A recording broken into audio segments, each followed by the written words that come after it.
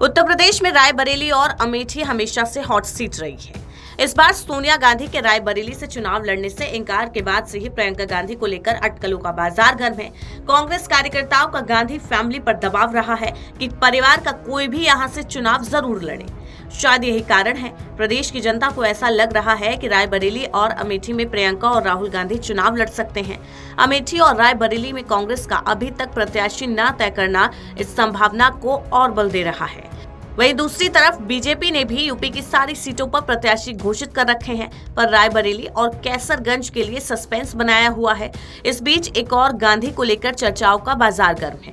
पीलीभीत से वरुण गांधी का टिकट कटने के बाद ऐसी खबरें आ रही हैं कि बीजेपी उन्हें लेकर कुछ तैयारी कर रही है। वरुण गांधी ने इंडियन एक्सप्रेस के एक वरिष्ठ पत्रकार से जो बातें कही, उससे तो यही लगता है कि बीजेपी कुछ ऐसी तैयारी में है जो कांग्रेस के लिए सरप्राइज हो सकता है। रायबरेली और अमेठी से गांधी परिवार के चुनाव लड़ने की संभावना बनी हुई है।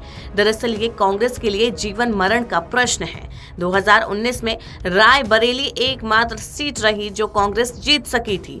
इसके बावजूद अगर कांग्रेस गांधी फैमिली से बाहर के किसी व्यक्ति को टिकट देती है तो ये भी उनके हाथ से निकल जाएगी।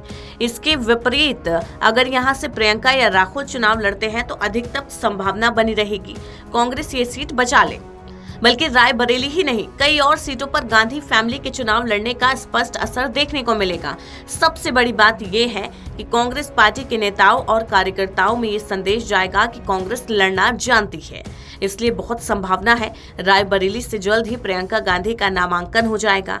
इंडियन एक्सप्रेस की पत्रकार नीरजा चौधरी लिखती हैं कि जहां तक कांग्रेस का सवाल है, ये पुष्टि नहीं हुई क्या प्रियंका रायबरेली से चुनाव लड़ेंगी, जिससे उनकी चुनावी शुरुआत होगी, या 2019 की हार के बाद राहुल गांधी भी अमेठी से खड़े होंगे या नहीं। कांग्रेस हलकों का कहना है भाई बहन पर चुनाव लड़ने के लिए पार्टी कार्यकर्ताओं का भारी दबाव है। प्रियंका की टीम ने खुद को रायबरेली में सक्रिय कर लिया है। एक्सप्रेस लिखता है कांग्रेस के एक वरिष्ठ नेता ने कहा अमेठी में सकारात्मक संकेत हैं, राहुल वहां से चुनाव लड़ेंगे।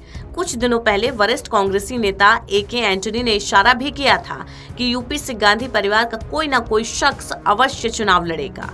पार्टी की आधिकारिक घोषणा 26 अप्रैल को केरल की वायनाड सीट पर मतदान खत्म होने के बाद होने की उम्मीद है, जहां से राहुल चुनाव लड़ रहे हैं। पार्टी नहीं चाहती कि ये बात बाहर जाए। राहुल अगर वहां से जीतते हैं तो वायनाड को छोड़कर अमेठी के लिए चुनाव लड़ेंगे। हालांकि इसे एक स्पष्ट संकेत के रूप में देखा जा सकता है कि राहुल वायनाड के अलावा अमेठी से भी चुनाव लड़ने पर विचार कर रहे हैं। अब सवाल ये उठता है कि अमेठी से राहुल गांधी को बाहर करने के बाद बीजेपी रायबरेली से भी गांधी फैमिली को बाहर करने का इरादा रखती है, तो इसका सीधा जवाब हाँ में दिया जा सकता है। पार्टी ने गठबंधन को कमजोर करके जिस तरह का चक्रव्यूह तैयार किया, उससे तो बीजेपी के इरादों का पता चलता है।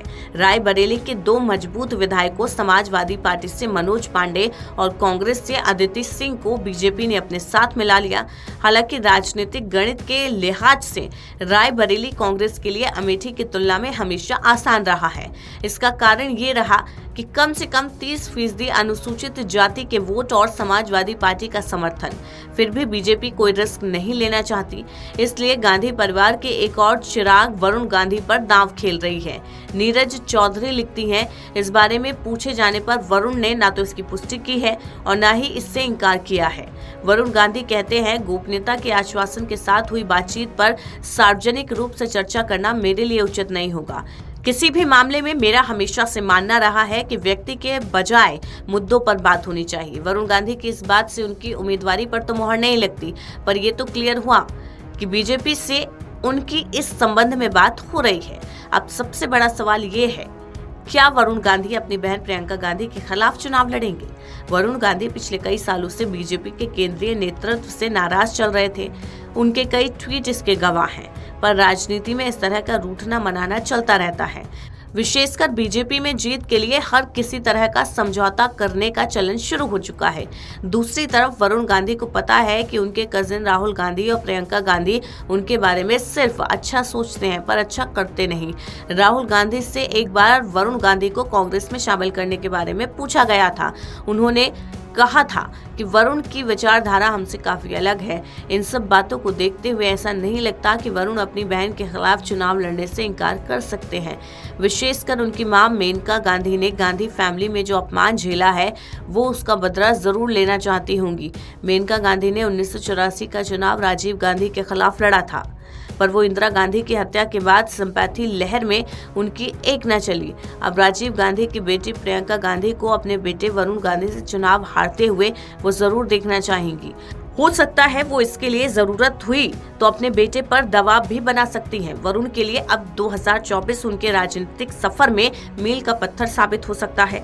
नीरजा चौधरी लिखती हैं, ऐसी भी चर्चा है अगर उन्होंने बीजेपी छोड़ी, कांग्रेस में भी एक दरवाजा खुल सकता है, या फिर वो अपनी राजनीतिक प्रासंगिकता बनाए रखने के लिए किसी क्षेत्रीय पार्टी की ओर रुख कर सकते हैं। समाजवादी पार्टी प्रमुख अखिलेश यादव के साथ उनके अच्छे संबंध हैं और अखिलेश ने हाल ही में पीलीभीत में चुनाव प्रचार के दौरान सार्वजनिक रूप से उनकी प्रशंसा की थी। हालांकि वरुण गांधी के लिए ये काफी मुश्किल होगा क्योंकि उनकी मां मेनका पड़ोसी सीट सुल्तानपुर से बीजेपी की उम्मीदवार हैं। दूसरी बात ये भी, कांग्रेस इतना बड़ा रिस्क कभी नहीं लेगी।